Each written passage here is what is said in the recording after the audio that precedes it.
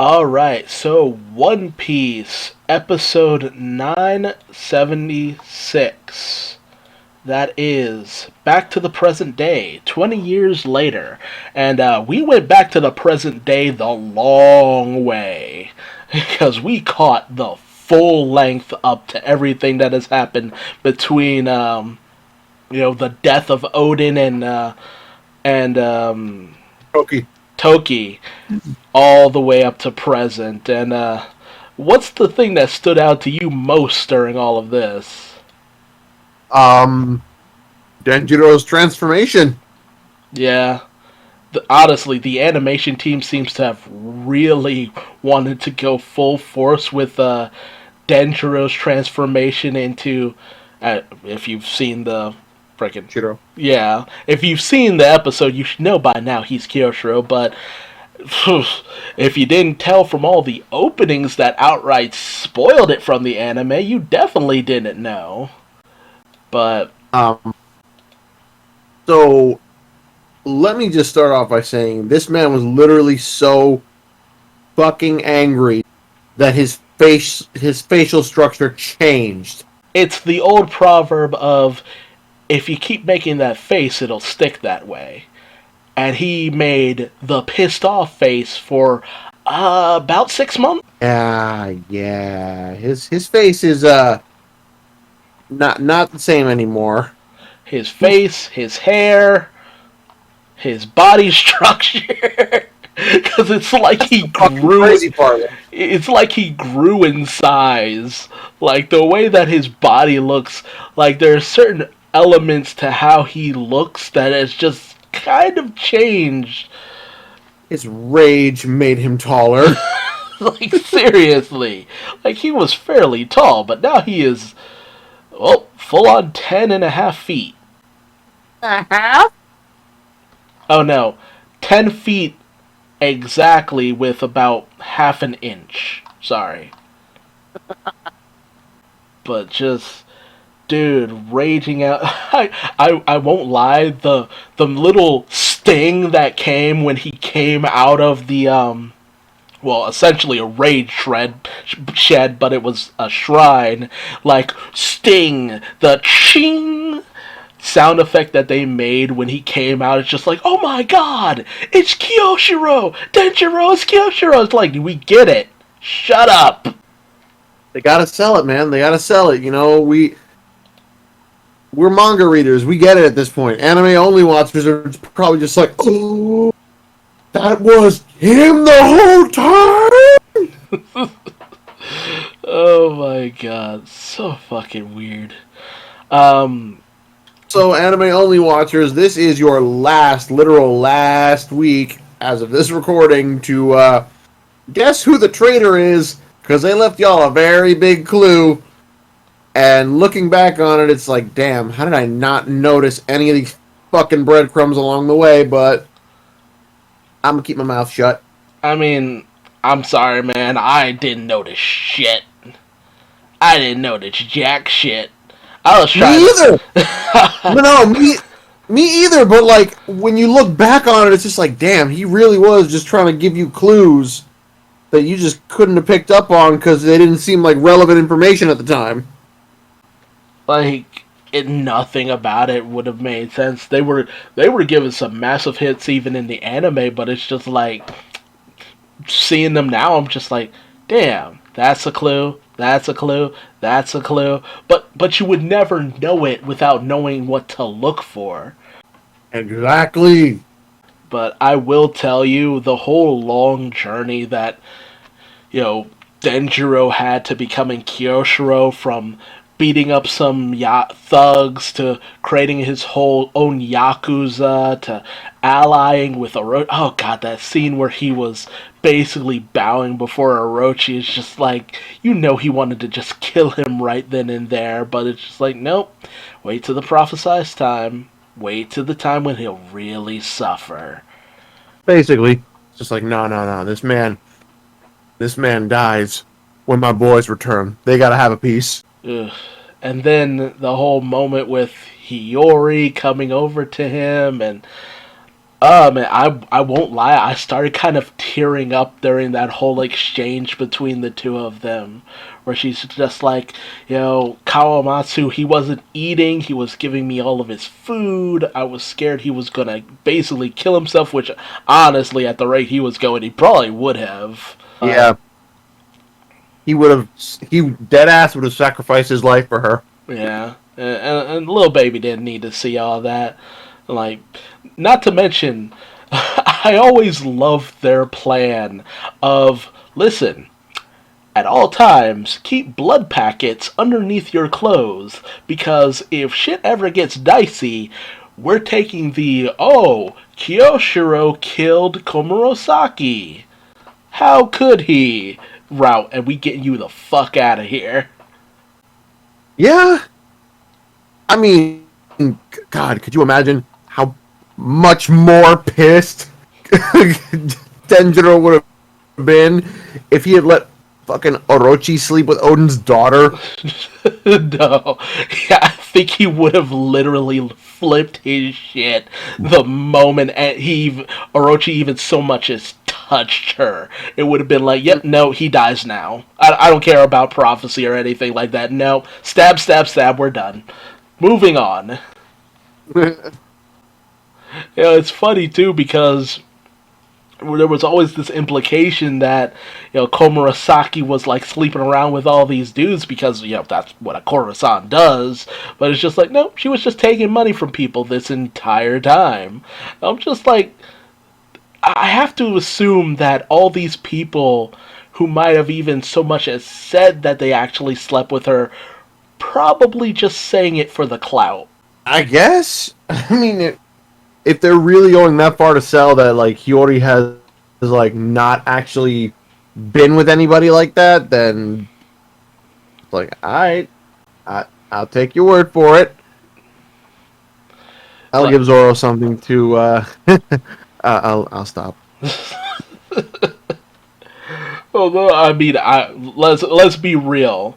Anyone who even remotely tried it, I could easily have seen Kyoshiro just cutting them down right then and there, if they even so much as made a move on her. Like, with everything that he went through, like, nah. I couldn't see it. I couldn't see him not murdering anybody who even looked at her wrong. She'd be making the move on him is the thing. Mm. Because Zoro is kind of a dumbass. Yeah. I mean, considering that Zoro managed to inherit one of the swords, it's just like, okay, he probably will be at least a little bit more willing to accept that. Yeah. Yeah. Listen, he'll be willing to accept the sword. He already's just like, I need your sword for a bit. Oh my god. What else was there in the episode? Well, we know we end up. Let's see. We know what ends up happening to Ashura Doji Yeah. and Kawamatsu. Yeah. We get that through their flashbacks. And Denjiro was the only one we'd really lost track of, yeah. and we're kind of getting filled in on. And it covers the bases. Amon, Kiku, Kanjuro, Raizo, and Momo went through time. Oh yeah. We also had the spies' backstory. The whole fact that they were part of a acting troupe. Yep. Parents were straight up killed on stage. And they were killed because they were member of the family. Yeah, In front of this poor kid. Yeah. Who outright said it's just like, yeah, I've been looking for a place to die when Orochi and the rest came to him. And that's just like, man, that is... You're fucked up for what you did, but at the same time, I still feel kind of bad, because it's just like, yeah, the entirety of Wano literally brought this shit upon themselves. He was looking for a place to die, ultimately ended up being taken in by Orochi and the rest, given a devil fruit, told, hey, you do spy on them, and they're just so committed to the role of acting as one of Odin's scabbards that they're even willing to die in a boiling pot of oil in order to maintain the illusion, which that's a hell of a lot of dedication, I'll say that much. That is a commitment to a role, my guy. That's what an actor does. I'd almost find it admirable if they hadn't literally betrayed the entirety of a country for this. Yeah. Yeah. We are talking how many years was it? Like, from the time that Odin was around 18 to the time that he was about 32 or something, 33? So, like, almost a 15-year-old con. That's a long con, my friend. That is a long con. I doubted before whether it was a long con. It's a long con. I kind of forgot that they touched on this. I mean, I'm sorry. I've been around people that I have ultimately not cared for in the end, but it's just like, just to keep the peace, I've like made it seem like I was okay with them, and going that many years pretending like you liked people you ultimately hated. Nah, dude, I couldn't. I'd have stabbed somebody by this, like, the first 3 years. Actually watching the dub for Dressrosa, because like they released a new batch lately, and we have Corazon doing the exact same thing, but on the opposite side. Honestly, yeah, I completely forgot about that. You forget about it because like it's been like how many years since Punk Hazard came out?